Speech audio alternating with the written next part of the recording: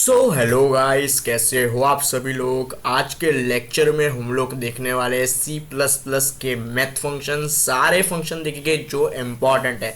और मैं आपको एक बहुत ही अच्छी लिस्ट बना के दूंगा जिसके अंदर C plus plus math library के सारे फंक्शंस होंगे, तो वो आप ज़रूर देखना, ठीक है। और मेरे इस चैनल को सब्सक्राइब करो और इस वीडियो को लाइक कर दो, ठीक है। तो अब हम लेक्चर स्टार्ट करते हैं गाइस। तो हाय गाइस, कैसे हो आप सभी लोग। आज के लेक्चर में हम लोग मैथ फंक्शन को सीखने वाले हैं जो सी प्लस प्लस के अंदर होता है। और मैथ फंक्शन के अंदर जो मैथ लाइब्रेरी हम लोग यूज करते हैं, और मैथ लाइब्रेरी के भी अंदर जितने भी फंक्शन है जो कि अभी प्रेजेंट है सी प्लस प्लस के अंदर, मैथ लाइब्रेरी के अंदर जो भी फंक्शन, वो सारे फंक्शन मैं आपको दूंगा। एक टेबल बना के रेडी कर दिया है, उसके अंदर मैंने वो सारे फंक्शंस दिए हुए हैं जो अभी मैथ लाइब्रेरी में प्रेजेंट है। बट जो स्पेसिफिक हमको यूज करने हैं, यानी आगे हमको जो यूज करने में आएंगे, वही फंक्शन आज हम लोग प्रैक्टिस करेंगे। बाकी के फंक्शन मैं आपको दे दूंगा, आप सभी प्रैक्टिस करो, और किसी में भी डाउट आए तो मुझे कमेंट करो। मैं जैसे ही कमेंट देखूंगा उसके लिए मैं आपको एक वीडियो बना के दे दूंगा, या मैं कमेंट के अंदर ही आपको वो एक्सप्लेन कर दूंगा, ठीक है। सो कमेंट तो जरूर ही करो। और दूसरी बात, अगर आप लोग अभी अभी इस वीडियो में आए हो, नए नए इस वीडियो में आए हो, तो आप लोग क्या करो, सबसे पहले तो जाओ सी प्लस प्लस की कंप्लीट ट्यूटोरियल की प्लेलिस्ट को एक्सेस कर लो। क्योंकि आपको अगर ये सारे टॉपिक्स नहीं पता होंगे तो आपको वो तो पता चल ही जाएंगे। बाकी सब कुछ लाइन टू लाइन अंदर इस प्लेलिस्ट के अंदर दिया हुआ है। सबसे पहले intro, hello world program, comments और वेरिएबल्स, यूजर इनपुट, सब कुछ लाइन टू लाइन आपके लिए रेडी करके यहाँ पे रखा हुआ है, ठीक है। सो क्या करो, एक बार आप ये प्लेलिस्ट एक्सेस कर लो C plus plus complete tutorial वाली, उसके बाद ये वीडियो स्टार्ट करो, ठीक है। और लेट्स बिगिन टुडेस वीडियो। अब हम लोग चालू करते हैं सी प्लस प्लस के अंदर का मैथ फंक्शन। अब अगर आपको मैथ फंक्शन को क्या करना है, एक्सेस करना है, ठीक है, यूज करना है, तो आपको सबसे पहले एक मैथ फंक्शन की एक हेडर फाइल ऊपर इंक्लूड करनी पड़ेगी जिसको हम लोग कहते हैं सी मैथ, ठीक है। ये सी मैथ नाम की जो हेडर फाइल होती है वो आपको इंक्लूड करनी पड़ेगी। उसके बाद क्या है, आप लोग सारे मैथ के अंदर जितनी भी चीजें हैं, यानी कि square root, round, log, power, sine, cos, बहुत सारी चीजें होती है इसके अंदर, वो सारी चीजें आप लोग क्या कर पाओ, एक्सेस कर पाओ। इसके लिए आपको क्या करना है, इस सी मैथ वाले फंक्शन को इंक्लूड करना पड़ेगा हेडर फाइल में, ठीक है। जहां पे हम लोग आयो स्ट्रीम लिखते हैं उसकी जगह पे हमको सी मैथ लिखना पड़ेगा, उसकी जगह पे नहीं, उसके नीचे। वो आपको पता चल जाएगा जैसे ही हम लोग आगे बढ़ेंगे, ठीक है। सब हम लोग क्या करते हैं, सबसे पहले परफॉर्म करते हैं, उससे पहले स्टार्टिंग हम लोग करेंगे सबसे ज्यादा यूज होने वाले function, max and mean function. So सबसे पहले हम लोग किसे समझते हैं, देखो मैक्स फंक्शन क्या होता है। मैक्स फंक्शन का जो सिंटेक्स होता है वो कुछ ऐसा होता है, मैक्स करके ब्रैकेट के अंदर आप लोग एक्स और वाई लिखोगे। अब ये एक्स और वाई जो होगी वो दो वैल्यू होगी जो आप यूजर को दोगे। यानी कि मैं यूजर को दे रहा हूँ एक्स और वाई में 10 एंड 5। अब मैक्स वेरिएबल का काम क्या है, इस 10 और 5 में से जो मैक्सिमम वैल्यू वाला वेरिएबल है उसको पकड़ना, ठीक है। अब वो क्या करेगा, 10 को पकड़ेगा, राइट। 10 और 5 में से ऑफकोर्स 10 बड़ा है, तो 10 को पकड़ेगा और हमको आउटपुट में क्या दे देगा, 10 देगा। तो मैक्स फंक्शन कुछ ऐसे यूज होता है, कुछ ऐसे वर्क करता है ये, ठीक है। तो आपको सिंटेक्स फॉलो करना है, उसका सिंटेक्स ऐसे हम लोग लिखते हैं मैक्स फंक्शन को, ठीक है। और मीन फंक्शन की बात करें तो हम सेम सिंटेक्स होता है, हम उसे ऐसे ही लिखते हैं, जैसे मैक्स की जगह पे वहां पे मीन लगाना होता है। मीन का मतलब मिनिमम, ठीक है। फिर इधर मैं दो वैल्यू में डाल दूंगा 10 और 5, ठीक है। फिर से अब क्या होगा, वो हमको 5 देगा। रीजन क्या है, मिनिमम वैल्यू क्या है 10 और 5 में से 5 है, तो आउटपुट में हमको क्या मिल जाएगा, 5 मिल जाएगा। एक काम करते हैं, ज्यादा टाइम वेस्ट ना करते हुए इस मैक्स एंड मीन फंक्शन को हम लोग जाके जल्दी से परफॉर्म करते हैं हमारे विजुअल स्टूडियो कोड में।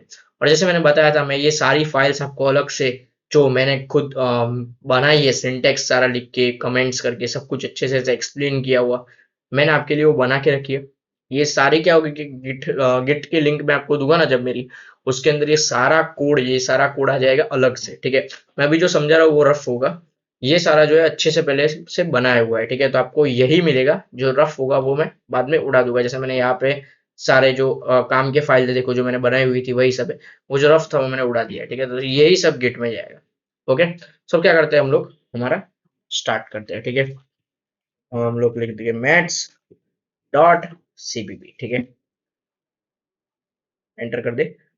वैसे मैथ्स का बना हुआ है, ठीक है, तो हम लोग एक काम करते हैं, मैथ डॉट सीपीपी कर देते हैं, ओके। मैथ डॉट सीपीपी, चलिए। सबसे पहले हमको क्या करना पड़ेगा, हैशटैग करना पड़ेगा इंक्लूड आयो स्ट्रीम। अरे यार, इंक्लूड आयो स्ट्रीम वो हमारा सबसे फर्स्ट काम होता है। उसके बाद हमको अगर ये सारी चीजें एक्सेस करनी है, वैसे मैक्स और मीन दो ऐसे फंक्शन है जो आप लोग ऐसे भी एक्सेस कर सकते हो, ये इंक्लूड सी मैथ लिखने की जगह पे डायरेक्टली भी एक्सेस कर सकते हो, बट हम लोग लिख देते हैं क्योंकि हमें आगे एक्सेस करने के लिए वो सब चाहिए होगा। ठीक है, एक काम करते हैं, मैं इसको जरा निकाल देता हूँ, फुल और सी मैथ को हम लोग इंक्लूड करवा देते हैं, फुल। उसके बाद हमको क्या करना है, हमको S T D double dot C out नहीं लिखना है इसके पहले के लेक्चर में, यानी कि मैं बात कर रहा हूँ लेक्चर 2 मिनट, स्ट्रिंग वाला जो लेक्चर है ना, उसके अंदर मैंने आपको बताया था ओमिटिंग नेम स्पेस, क्यों हम लोग ये यूजिंग नेम स्पेस एसटीडी लिखते हैं, और अगर हम लोग उसे ओमिट कर दे तो हमको कैसे लिखना पड़ता है, ये सब कुछ मैंने उसे स्ट्रिंग के वन शॉट के अंदर सब कुछ समझाया है, तो आप एक बार समझ लेना। ठीक है, इधर ऊपर है ये देखो, ओमिटिंग नेम स्पेस वाला कॉन्सेप्ट जो स्ट्रिंग के अंदर हमने समझा था, राइट। वैसे हम तो लिखते ही, हम लोग यही स्टेप फॉलो करते हैं, हम लोग लिखेंगे यूजिंग नेम स्पेस एसटीडी। आप नहीं लिखना चाहते तो इट्स योर विश, आपकी मर्जी। लिखना, बट ऐसा करोगे तो आपके लिए अच्छा है, आप लोग डायरेक्टली सी आउट लिखोगे। वैसे मोस्टली हम लोग प्रिंट लिखते हैं, तो हमारा यही सिंटेक्स जो है जावा में सेम होता है, पाइथन में सेम होता है, डायरेक्ट प्रिंट आता है। ठीक है, फिर S T D double dot करके ना, तो तीनों के अंदर फिर ऐसे लोचे हो जाएंगे, दो सेपरेट हो गए और ये सेपरेट होगा, जावा पाइथन अलग होगा और ये अलग होगा। इसलिए सी आउट डायरेक्ट लिखो तो अच्छा है हमारे लिए, वो वही बेस बना रहेगा, डायरेक्ट हमको प्रिंट लिखना है, राइट। मेन लिख दिया गाइस। अब हम लोग क्या करेंगे, सबसे पहले हम लोग गाइस, हम लोग क्या करेंगे, इंट को डिफाइन करेंगे, दो वेरिएबल्स को हमको डिफाइन करना पड़ेगा। तो हम लोग एक वेरिएबल को 10 डिफाइन कर देते हैं, दूसरे वेरिएबल को हम लोग 5 डिफाइन कर देते हैं, ऐसे दो वेरिएबल हमने डिफाइन कर दिए। उसके बाद हम लोग क्या करेंगे गाइस, सी आउट करेंगे। सी आउट किसको करेंगे, सोचो सोचो, मैक्स को करेंगे यार, और तो किसको करेंगे, राइट, मैक्स को करेंगे। उसके अंदर हम लोग क्या क्या देंगे, तो एक्स और वाई ऐसे भी लिख सकते हो, ऐसे विश। सी आउट किया हमने मैक्स को, फिर हमने सेव किया, और जैसे आप इस फंक्शन को रन करोगे आपको मैक्सिमम आउटपुट में मिल जाएगा। 2 मिनट, अब हम लोग इसको रन करते हैं, और जैसे कि आप लोग यहाँ पे देख पा रहे हो, बहुत ही अच्छे से हमको मैक्सिमम आउटपुट में हमको मिल गया 10। ठीक है, अब हम लोग क्या करेंगे, मीन का यूज करके, इससे पहले हम लोग क्या कर देते हैं, इसे कमेंट कर देते हैं। ठीक है, मीन यानी मिनिमम वैल्यू, अब हमें मीन का यूज करना है, तो सी आउट करेंगे और वहां पे हम लोग मीन यूज कर देते हैं, और मीन के अंदर भी हम लोग इन एक्स और वाई को ही अंदर दे देते हैं, फंक्शन को सेव कर देते हैं। और जैसे आप इसको रन करोगे, अब आपको आउटपुट में मिल जाएगा 5। जैसे आप लोग यहाँ पे देख पा रहे हो, हमको आउटपुट में मिल गया 5, जो कि हमारी मिनिमम वैल्यू है। आगे बढ़ते हैं, चलिए आ जाते हैं पीडीएफ पे। अब ये मैंने आपको यहाँ पे दो एग्जांपल दिए, मैक्स और मीन के, आप अपने आप परफॉर्म करना। ठीक है, अब सी मैथ हेडर, अगर आपको स्क्वायर रूट जैसा टर्म, राउंड जैसा टर्म, लॉग जैसा टर्म, ये तीनों टर्म अगर आपको एक्सेस करने हो, तो आपको क्या होता है, ऊपर हेडर फाइल में सी मैथ का यूज करना पड़ेगा। आप सी मैथ का यूज करोगे तो आप लोग इन तीनों को एक्सेस कर पाओगे। अगर आप लोग सी मैथ का यूज नहीं करोगे तो इसकी लाइब्रेरी ओपन नहीं होगी, तो फिर वो आपको एरर दे देगा। ठीक है, तो सी मैथ का हमने जब कर दिया, तो हम लोग, जैसे आप लोग सी मैथ को इंक्लूड कर लो, उसके बाद हम लोग क्या करेंगे, स्क्वायर रूट वाला फंक्शन को ट्राई करते हैं। सबसे पहले 4 का स्क्वायर रूट निकालते हैं, चलिए ऊपर वाले को कमेंट ही कर देते हैं, सी आउट करते हैं। अब हम लोग स्क्वायर रूट, SQRT, स्क्वायर, आप स्क्वायर रूट को यहाँ पे SQRT लिखते हो। ठीक है, ये चीज ध्यान रखना। और स्क्वायर रूट ऑफ 4 हम लोग लेंगे, और ये फंक्शन को सेव करके हम लोग फंक्शन को रन करेंगे। आउटपुट में आपको क्या मिलेगा guys, 2। Yes, you are true, हमको आउटपुट में यहाँ पे ट्रू, आउटपुट में यहाँ पे 2 मिल गया है। ठीक है, बहुत ही अच्छे से हमको 2 मिल गया। वैसे स्क्वायर रूट ऑफ आप लोग कुछ भी निकाल सकते हो, 64 जो के अंदर दिया था, 64 ले सकते हो, 49 ले सकते हो, एज यू विश, जो चाहिए वो, जिसका भी स्क्वायर रूट निकल सकता है वो आप ले सकते हो। ठीक है, तो हमको यहाँ पे 8 मिल गया। ठीक है, उसके बाद वाला फंक्शन देखते हैं।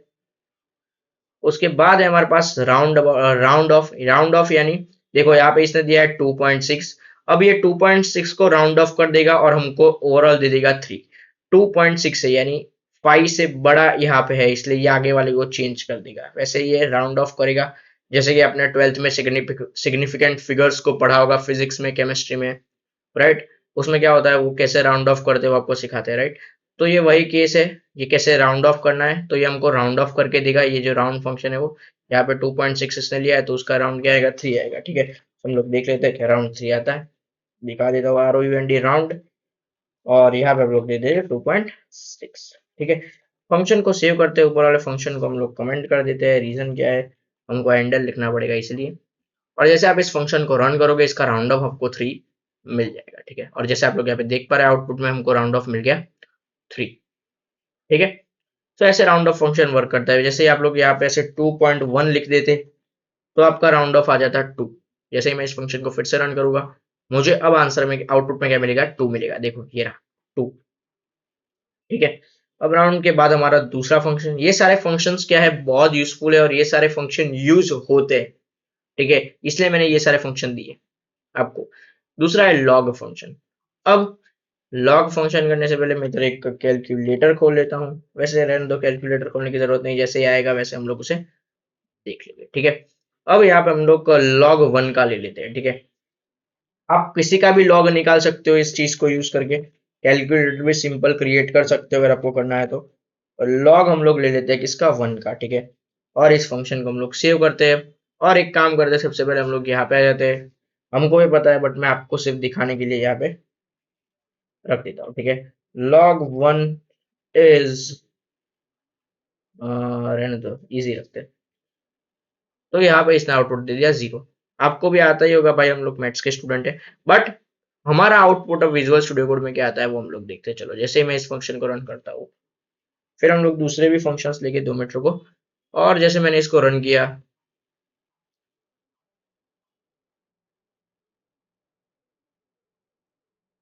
फंक्शन रन हो रहा है 2 मिनट। वेल, और ये हमको आउटपुट में मिल गया 0। log 1 हमको मिल गया 0। वैसे इसने टाइम बहुत लिया बट आंसर इसने दे दिया 0। तो गाइस अब हम लोग क्या करते हैं, हम लोग आगे बढ़ जाते हैं। फंक्शन को सेव कर देते हैं इसको, और अब हम लोग क्या करते हैं, थोड़ा आगे बढ़ जाते हैं। अब दूसरे जो 2-3 फंक्शन है जो मुझे आपको बताने हैं, क्योंकि क्या है कि ये 2-3 फंक्शन भी बहुत ज्यादा यूज हो गए आपको आगे जाके, इसलिए मैं वो भी आपको बताता हूँ। एक फंक्शन क्या होता है, CEIL। ठीक है, और ये जो फंक्शन है ये सबसे ज्यादा यूज होता है, सील फंक्शन। ठीक है, अब सील फंक्शन क्या होता है, राउंडेड अप, यानी कि जो भी नियरेस्ट अपर वैल्यू होगी, यानी कि जब आप लोग राउंड करोगे 2.1 को, ठीक है, तो उसके नियरेस्ट क्या आता है, 2। ठीक है, तो हमारा राउंड ऑफ आंसर क्या आना चाहिए, 2, बट 2 नहीं आएगा। सील क्या करता है, नियरेस्ट अबव वैल्यू को देखता है, यानी ऊपर कौन सा नजदीक है, यानी ऊपर तो 3 आएगा। ठीक है, सो 2.1 का आपका आउटपुट में 3 आएगा। जैसे मैं आपको बता देता हूँ यहाँ पे सील करके, देखो सी आउट करते हैं हम लोग, फिर सील करवा देते हैं, और यहाँ पे मैं इधर लिख दिया हूँ 2.1।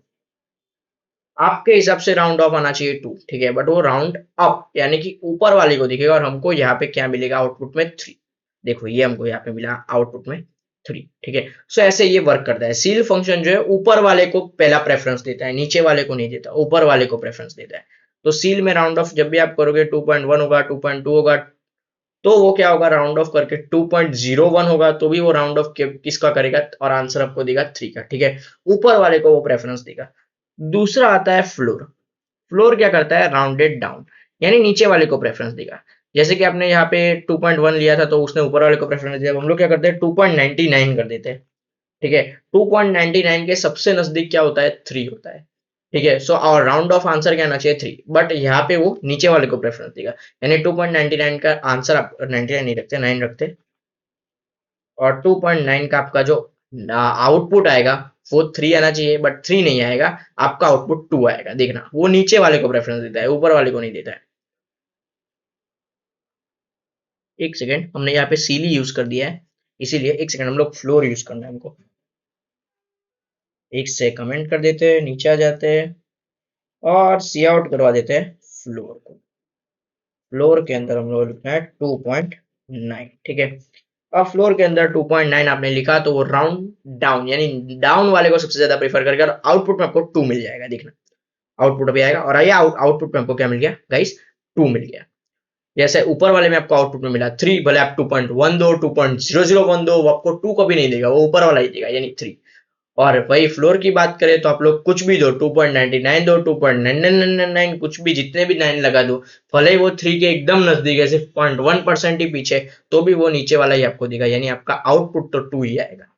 ठीक है, सो ऐसे ये दोनों वर्क करते हैं और ये दोनों भी यूज में आएंगे आपको। दूसरा एक फंक्शन जो आपको यूज में आएगा वो है पावर वाला फंक्शन। पावर वाला फंक्शन सबसे ज्यादा यूज में आएगा। ठीक है, उसमें क्या होता है देखो, X to the power of Y होता है, या इसलिए यहाँ पे एक्स जो आपको नीचे रखना है वो, और उसके पावर में जो रखना है वो आप लोग वाई में लिखते हो। ठीक है, सो ये वाला एक फाइनली मैं आपको बता देता हूँ, लास्ट है, उसके बाद आज का लेक्चर खत्म होता है। तो सी आउट करवा देते हैं हम लोग।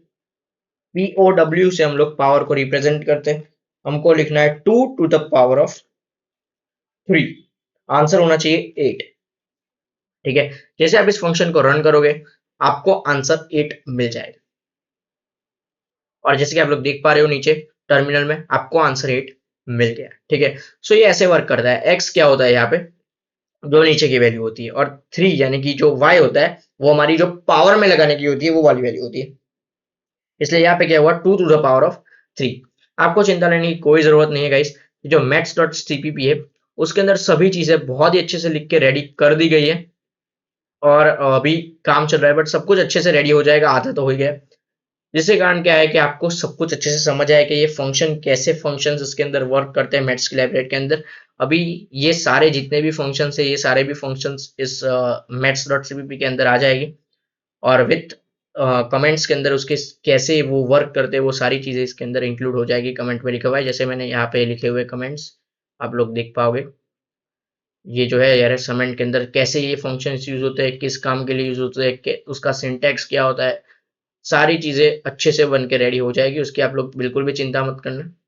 ठीक है, सो अभी भी कह रहा हूँ, अगर आप लोग नए हो तो ये C++ कंप्लीट ट्यूटोरियल की प्लेलिस्ट को एक्सेस कर दो।